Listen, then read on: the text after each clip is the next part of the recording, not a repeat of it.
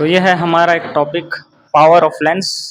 तो इसमें करना ये रहता है कि हमें क्वेश्चन में आता है वैल्यू अलग अलग दिए जाते हैं, जैसे 2 डायोप्टर 3 डायोप्टर माइनस का 2 डायोप्टर माइनस का 3 डायोप्टर वैल्यूज दिए रहते हैं और इसमें रहता है प्लस और माइनस करके। तो इसमें पहचानना ये रहता है कि भाई साहब ये जो पावर दे रखा है वो कौन सी लेंस का है।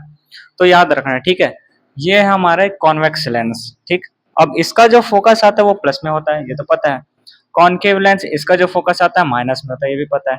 तो जब हम पावर का फॉर्मूला जो कि ऐसा करके होता है 1/f, जहाँ पे f जो होता है मीटर में होता है, तो उस कंडीशन पे जब फोकस हमारा प्लस में आता है तो इसका जो पावर आएगा वो भी प्लस में आएगा।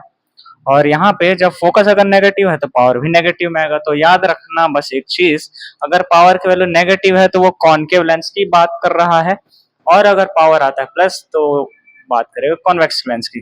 अब थोड़ा कैलकुलेशन पार्ट आ जाते हैं। मान लेते हैं किसी लेंस का पावर है 2 डायोप्टर, तो यहाँ पे 2 यूज करूंगा पावर की जगह, 1/f।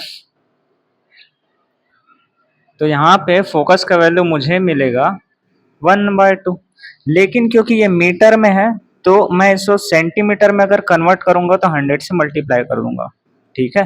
तो फोकस का वैल्यू मुझे मिलेगा 50 सेंटीमीटर।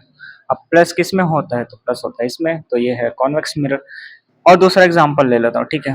मान लो माइनस का 3 डायोप्टर किसी का है पावर, और इसका पूछा है कि फोकस क्या है। तो फोकस इज इक्वल टू आ जाएगा -1/3। अगेन क्योंकि ये जो वैल्यू है वो मीटर में है, तो मैं इसे सेंटीमीटर में कन्वर्ट करूंगा तो 100 से मल्टीप्लाई कर देता हूँ। तो ये जो वैल्यू आएगी अप्रॉक्स माइनस का 33.33 आएगी। तो ये होता है मोटा मोटा कैलकुलेशन। तो तुमसे एग्जाम में पूछा जाता है कि भाई अगर पावर दे दिया जाएगा तो उस कंडीशन में आप लेंसेज के बारे में कुछ इन्फॉर्मेशन बताओ, ठीक।